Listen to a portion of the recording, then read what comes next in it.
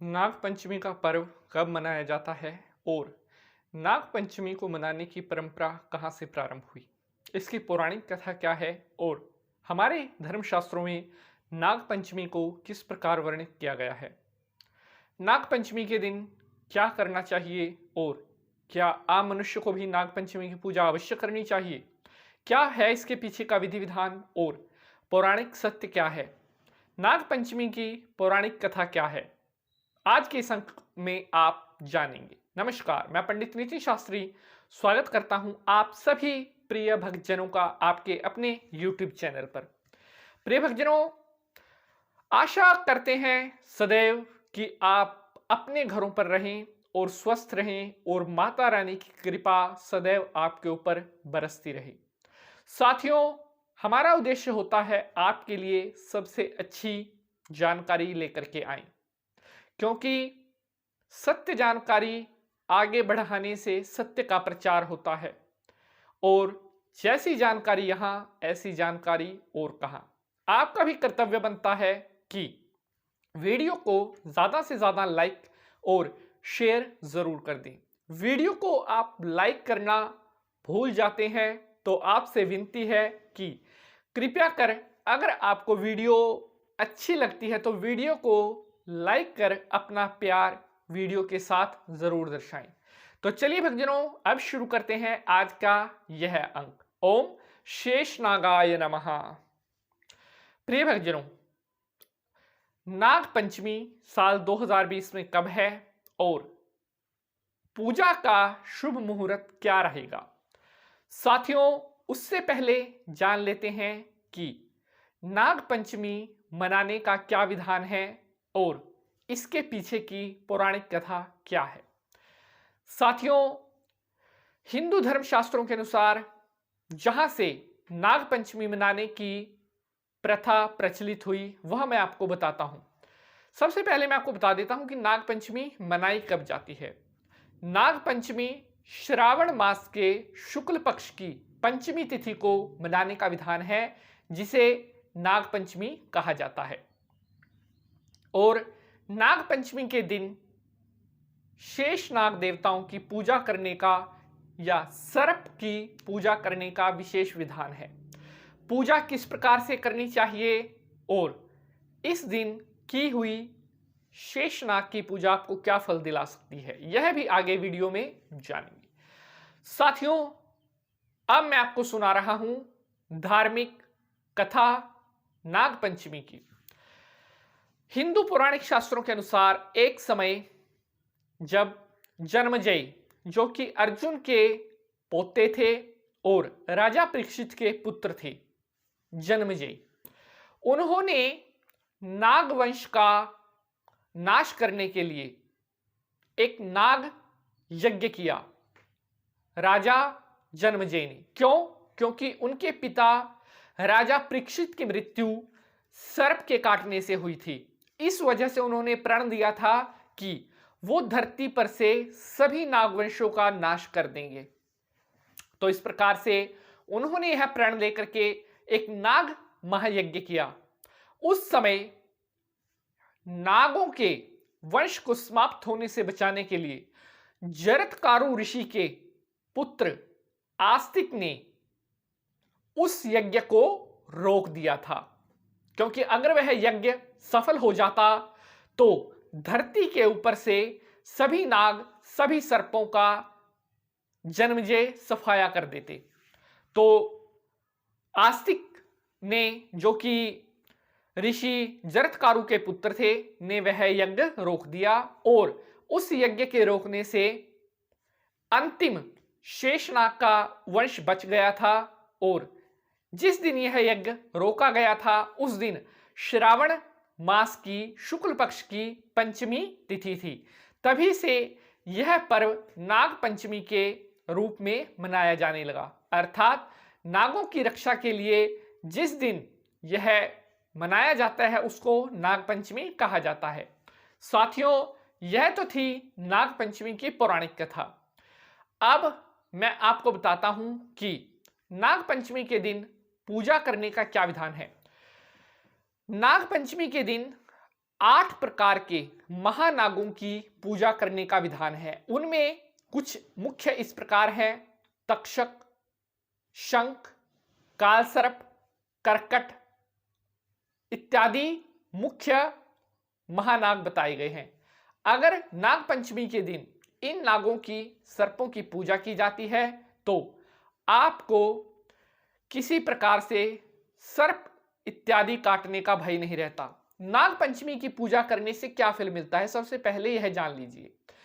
सबसे पहले यह फल है कि अगर आप कोई नया घर बनाते हो तो सारी धरती जो है हिंदू शास्त्रों के अनुसार नागों को समर्पित है, अर्थात पूरी पृथ्वी का बोझ जो अपने सर पर उठाए हुए है वह शेषनाग है। और अगर आप नाग पंचमी के दिन नागों या सर्पों की पूजा करते हैं तो आपको वास्तु का दोष नहीं रहता और सांप काटने का भय भी उस जातक को नहीं रहता जो नाग पंचमी के दिन नागों की पूजा करता है। साथियों, यहां पर एक और महत्वपूर्ण विषय मैं आपको बता देता हूं। जिन जातकों की जन्म कुंडली में काल सर्प योग बन रहा है, अगर नाग पंचमी के दिन ऐसे जातक विशेष रूप से भगवान शेषनाग की पूजा अर्चना करते हैं तो उनकी जन्म कुंडली में अगर किसी भी प्रकार का कोई काल सर्प योग बन रहा है तो उससे उन्हें मुक्ति मिलती है। अक्सर हमारे पास बहुत से प्रश्न आते हैं कि काल सर्प योग की पूजा के लिए सबसे उत्तम समय क्या रहता है। तो साथियों, मैं आपको बता देता हूं कि अगर आप नाग पंचमी के दिन विशेष रूप से शेषनाग की पूजा करते हैं, काल सर्प योग की पूजा करते हैं, तो आपका बड़े से बड़ा ही काल सर्प दोष क्यों ना हो, वह भी तुरंत प्रभाव से निष्फल हो जाता है।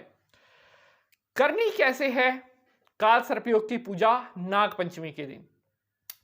प्रिय साथियों, आपने शेषनाग की फोटो लेकर के उसके सामने विधिवत रूप से पूजा अर्चना करनी है। लकड़ी के पट्टे पर शेषनाग को समर्पित करना है।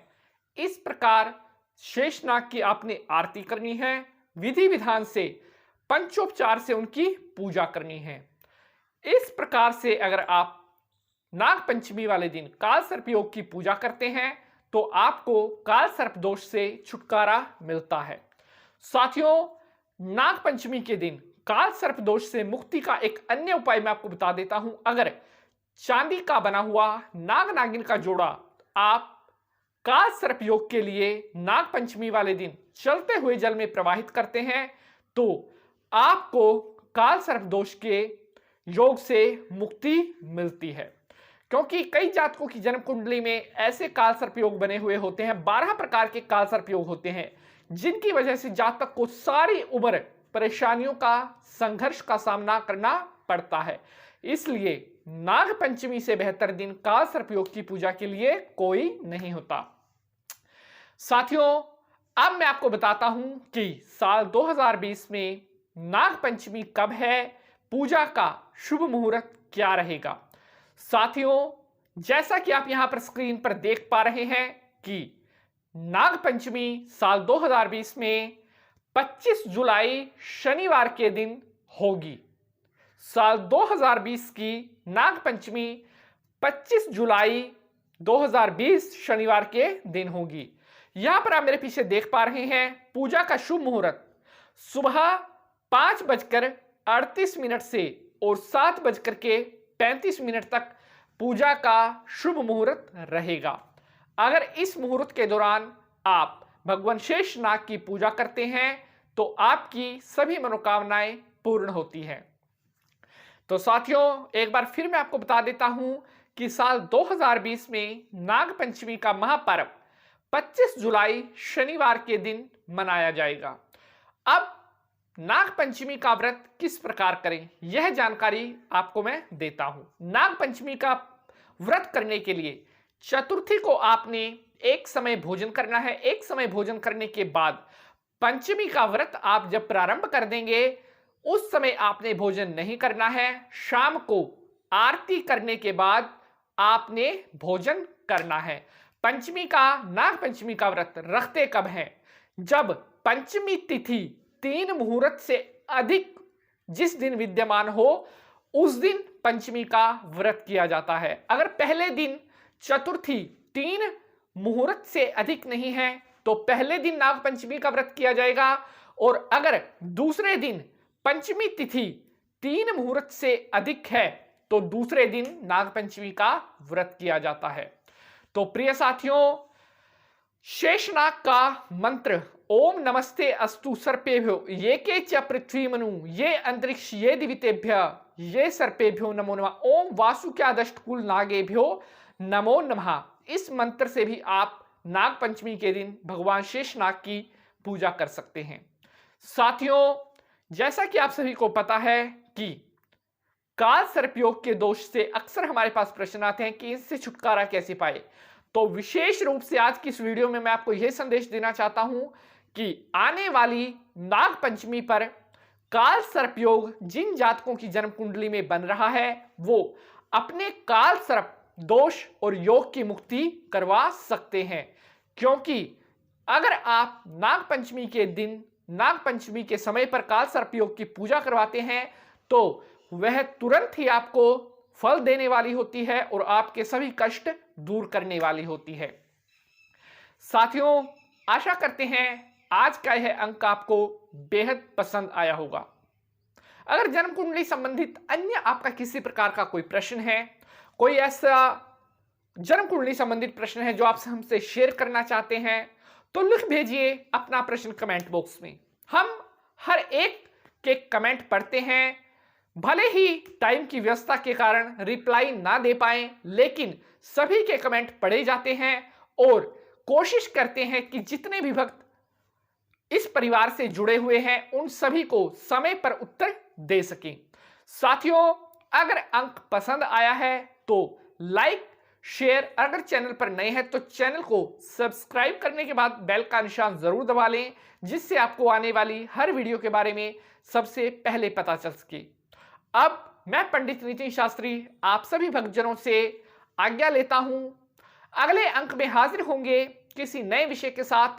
तब तक के लिए आज्ञा दीजिए और अपने घरों पर रहें, स्वस्थ रहें और माता रानी की कृपा सदैव आपके ऊपर बरसती रहे, यही हमारी मनोकामना है। ओम सर्वे भवन्तु सुखिनः, सर्वे सन्तु निरामयाः, सर्वे भद्राणि पश्यन्तु, मा काचित् दुःख भाग भवेत्। ओम नमः शिवाय।